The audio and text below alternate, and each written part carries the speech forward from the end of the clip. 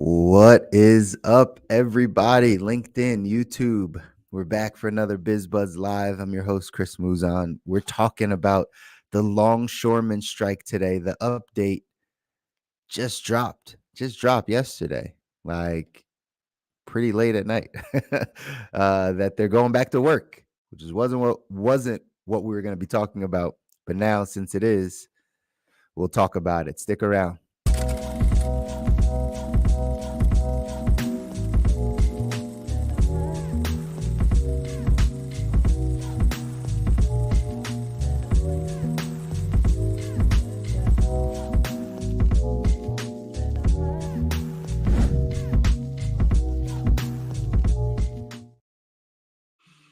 All right. What's up, everybody? What's up? Good to see you all. Happy Friday. Again, welcome back to another BizBuzz Live. I'm your host, Chris Muzan. Today, we're talking about this Longshoreman Strike. If you are not following me on all other platforms, feel free to go ahead and follow me on the other platforms where we talk all different types of things. But this show specifically for LinkedIn and YouTube, we're talking about cash flow. Again, as a financial professional, as a financial coach, I get a chance to sit down with tons and tons of people to talk about all of their things in their financial life, whether it's their debt, whether it's their savings, whether it's their investments or their insurance protection or their estate plan, whatever it is, we're having conversations about their finances. Inevitably, it comes back to their cash flow. How are they making money? How much is coming in? How much is going out? We know how to track the what's going out part. We understand how to talk about budgeting and tracking our money, but do we understand how to control what comes in? So whether you're working at a job and you have one stream of income, which probably is not enough, right? Most people that are at one stream of income are too close to zero, right? So it's not really enough. So whether that's you and you're looking for a part-time thing, you're looking for a side business, you're looking for an additional stream of income, or maybe you are a business owner already figuring out how to scale, how to maximize, how to hire people, how to really grow your revenue, grow your top line and your bottom line, or whether you're out there thinking about, a transition, right? You want to have a little transition in your life. You want to go from what you're currently doing to doing something completely different. We should have the conversations around cash flow. And so what we've chosen to do is kind of talk about what's happening in the industries out there. There's all different types of industries that we can be in. As I would always tell someone, there's millions of ways to make money. Money is in abundance. Even though you may not feel like it's in abundance, money is in abundance, and there's millions of ways to go out there and make money. However, how are you choosing to go make money? That's the real question. How are you choosing to do it? Typically, it's if you are not doing something that has the horsepower to get your financial life, your family's financial life, and your legacy to where you want it to be, then you're probably 95% sure you're going to have to learn some new skills. You're going to have to upgrade your skills. You're going to have to learn some new things. I know you might be 48 listening to this. You might be 53 listening to this. However, if that's where you are and you want to change things in your cash flow and your income, then there's probably going to be some skill upgrading that you're going to need to do, some leveling up of your skills. And typically that does not mean that you go back to school. It does not mean that you go back and get some type of degree to have you validated, because once you come out with that degree, depending on what it is, but most degrees, once you come out with it, the company is still going to ask you for experience. It's going to either start you entry level, or it's going to ask you how much experience do you have doing this. And so that degree may mean nothing if you don't have experience and the practical skills that you need in order to do that job. So maybe we have to level up the skills. Maybe we just need to learn a new industry or get connected with people in a different industry. Maybe we already have a skill set, but it's being used in an industry that isn't helping us grow our financial life. I came from the restaurant space. So the restaurant space, the hospitality space, I used my communication ability. I used, the ability to win friends and influence people, right? Like I used some salesmanship. I had managerial skills of multitasking, customer service. There's a lot of different skills that I learned in that industry. And then I realized, well, I could take all of those same skill sets and go put them somewhere else. And I chose to put them in the financial services space, where it's all the same thing. It's just another people business, another people industry, where I use my communication skills, use my managerial skills, my leadership ability. I use the customer service side, the ability to win friends and influence people. I use that all on this side. It's just a higher paying industry and a more fulfilling industry, in my opinion. So maybe that's you. Maybe you just need to kind of convert your current skill sets and put them in a place where your talents can really financially work for you. So that's the reason why we have these conversations. But again, we want to have conversations around the industries maybe that you don't know about, or that I don't know, are just in a position where you're maybe thinking about it, but you don't know the upsides or the downsides. I know a few episodes back we talked about, kids that are in college and what degrees to get, and kind of what they're going to come out and start doing after those degrees, and how much money those degrees make, and what are the downsides of some of those industries. Some of these things we don't really talk about with the youth as they get ready to gear up and go off to whatever their next stage is after high school. But it's important to have these conversations. The trades was another conversation that we had a few weeks back, where we were talking about the popularity of the trades, of whether it's trades like construction, things like plumbing and electrical work, and things with your hands on that side. Today we're talking about the longshoremen, right? Which deal with all of the docks, all of our shipping containers, import, export, like transportation, driving big trucks and forklifts, and operating heavy machinery that lift containers and all those types of things. It's a form of the trades. Well, for those of you that didn't know, the East Coast longshoremen, some of the longshoremen on the East Coast proposed a strike a few days back. Said about 25,000 dock workers along the ports on the East and Gulf Coast were preparing to strike because they were asking for higher pay and not having their jobs taken away. In all honesty, right? That's really what it was. They couldn't come to a deal right away. Some of you might have seen this. And then on Tuesday, they at 12:01, I think, like on Tuesday morning, they walked off the job. They struck. What's the past tense of strike? A strike. Is it struck? I guess they struck. So they walked off the job, and of course, you Americans, everyone in a lot of middle class people started freaking out.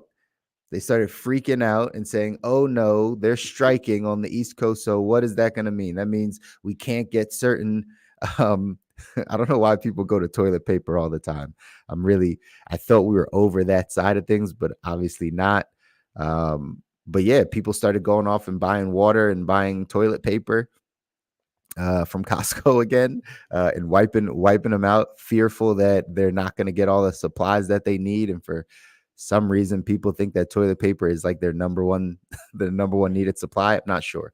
I can understand water, but the other supply of paper products, very strange still to me. Anyways, that was happening. And people believed that, again, we weren't going to be able to get products in, even though this was just on the East Coast. It was just the East and Gulf Coast. It had nothing to do with the ports out of like California or anything on the West Coast.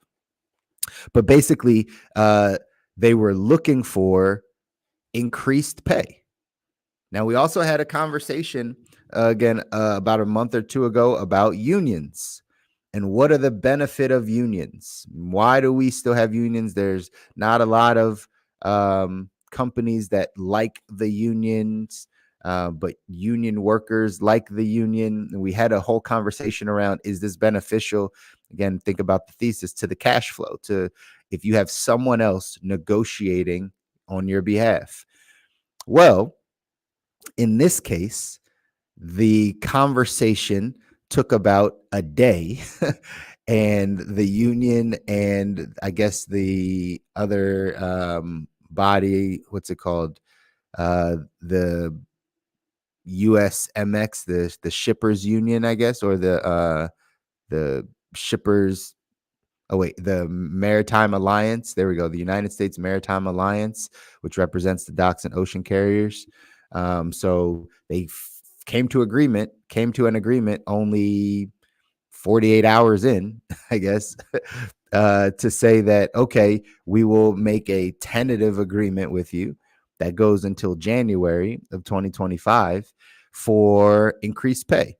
I think there's an article out here that says it went from something along the lines of $39 that would be the minimum wage for a dock worker, up to $62 potentially for that same dock worker, right? So that's like a 62% pay increase over 6 years. So back to our conversation, did the union come through on this one? Looks like it, at least in the short term, right? It looks like the union came through. I guess this is the benefit of having a union. The benefit of having a union is you have a collective that all wants to get an outcome. So you have a collective of people that actually say, you know what, we're going to fight for our rights, our collective rights. And if the other side doesn't acquiesce, the other side doesn't want to conform or meet us halfway, then we're just not going to work. And what they believe is by not working, it's going to hurt the country, hurt whoever the end consumer is, all of those types of things, which again, that's what they were preaching. And that's what they believed, that it would really hurt our economy if a large percentage of the things that we have coming in are not able to come in. And so that was their leverage point. Their leverage point was that, hey, if you don't pay us, we don't work, and then you don't get your stuff, and then Americans get all upset, and then price of things skyrocket, all because you don't want to pay us extra money. So in the short term, it looks like they came to a bit of an agreement. 48 hours, 72 hours later, dock workers, as of right now, Friday, October 4th, they're right back to work. They're right back to work. I don't know, and maybe someone could drop it in the chat. I don't know that the pay increase happens immediately. I believe it happens in 2025. I believe the tentative agreement would bring the hourly wage for a top dock worker to $63 per hour at the end of the new contract. Right? So this tentative agreement doesn't resolve the differences between the union and the shipping companies, but the negotiations have halted until January 15th, 2025. So January 15th, 2025 is when the contract ends. And basically, they just said, okay, fine, we'll do it. Once the contract ends, we'll jump it up for the top worker to be making $63 an hour. So unions win, like, how they have the score, right? Unions won, other Maritime Alliance 0. But who's going to get the last laugh? This is a real question that I pose to people that have unions, that are a part of a union, that believe that the union has their best interest at heart. Sometimes I don't always think that we're objective and we think about both sides of things. So one of the other things outside of increased pay that the union was asking for is to keep more of their jobs. I saw a TikTok post from a guy that is a dock worker that's a longshoreman over on the West Coast, right? In the LA, like San Diego area. And he showed a video of all of the automated machinery that runs these shipping containers. He was like, one day, previously there were hundreds of people on this dock, hundreds of people on this yard. There was people driving the machines, to dock workers, to administrators, like all the things. It was filled with people. He shows a picture and he's like a video of it. And he's like, there's not one worker down there, yet the work is still getting done. It's all machines. And he showed all these machines picking up the containers, moving the containers on top, the tracks that the machines are going down to get to the rows of containers. Everything on his dock was being done by machines. There were literally no people down there. This is really why, again, outside of the pay increase, this is why the longshoremen were striking. Right? It's because of this. It's because they were finding out, like, oh man, like our jobs are going to be in jeopardy one day. Our jobs are in jeopardy. And so the union thinks that they can say, okay, well, we're going to either walk off the job so we can get our money, right? Or, we're going to walk off the job so that we can get our money. But let's look at the other side. The Maritime Alliance, the one that protects the shipping containers, the ones that are making the money, bringing it in, right? And taking them out and making sure that they get there, all the stuff, right? That side. Let's look at it from their standpoint, which has happened to many other people and many other companies that have used unions. So let's say that contract is up and they do have to go to increased pay, a 62% raise for some people. What do you think they're going to do? You think they're just going to pay everybody that and just take less money? We would hope, right? I guess you would hope that that's the way it works, but that's not the way business works. They have their own expenses. They have their own, maybe even shareholders or executives that have to get compensated. So do you think that they're just going to allow a 62% increase in pay for people that need workers' comp, that need insurance, that need days off, that get injured, that have actual, issues where they drop containers or whatever the case is? Do you think they're just going to allow that over time? Of course not. What are they going to do? They're going to start laying people off. That's just the natural process. I guarantee it that just because they agree to it doesn't mean they're keeping all those 25,000 workers. Maybe we revisit this clip in 3 years. Maybe we revisit this clip in 4 years. But I promise you that $25,000 worker number on the East Coast of all the longshoremen is going to go down. That's what happens. One of the biggest drivers, people have to understand business, one of the biggest drivers in business, right, in someone's P&L is labor. So if the union is asking for more money to be paid to the same amount of workers, well, the leverage the other side has is saying, well, we don't need all you workers. Sure, we'll pay some of you more. Cool. What if we cut half of the workforce then? What if you go from 25,000 down to 13,000? We'll pay the 13,000 more, but 12,000 people just lost their job. Is that beneficial to the union? Is that what the union really wants? Because that's what'll happen. Because if we have already seen on one side that they could automate this entire dock. They don't actually need your humans anymore. Modern technology, robot learning, robot intelligence, artificial intelligence, all those things will allow for you to lose your job. So did the union really win if over the next 3-4 years, a few thousand people lose their job? I don't know. What's the benefit? Again, what's the benefit of having a union, having somebody speak up for you, control the terms, and force the hand of the people that are paying you? They're forcing the hand. They're saying, if you don't, it's an ultimatum.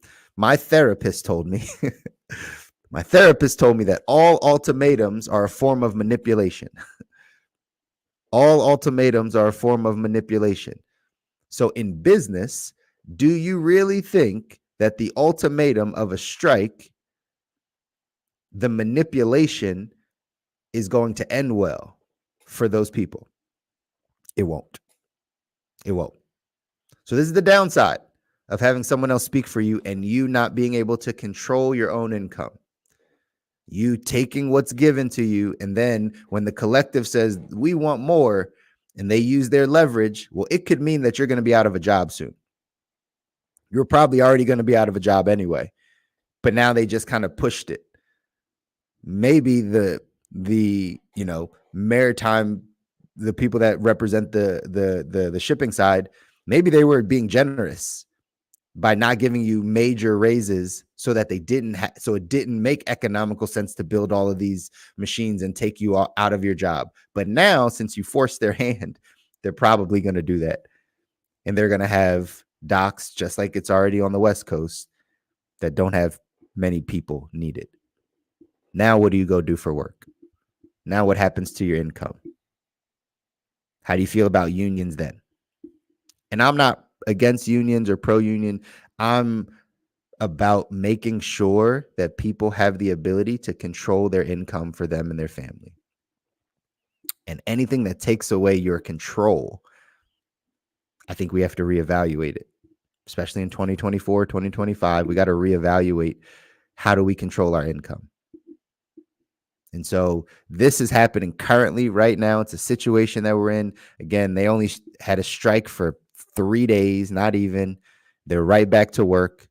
Hopefully they got a little rest on those couple days they had off. Now they're going to get right back to work and work them just as hard. No pay raise yet. Nothing's coming till the end of the contract. But let's revisit this in January and see how many people get laid off.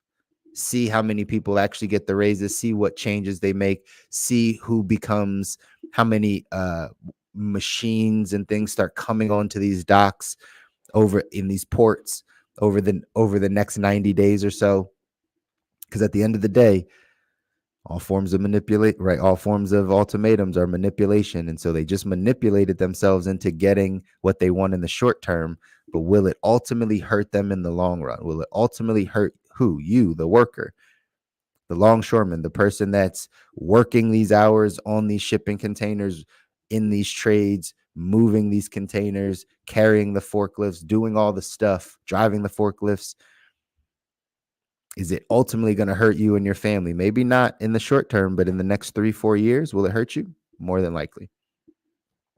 So if that's you, if you know a longshoreman on the East Coast, on any of these East ports from Maine all the way down through Florida, right? If you know any of them, this might be the time, like I said, to increase or change your skill set, to find a different skill set. I know you might have been doing this and it has paid you relatively well.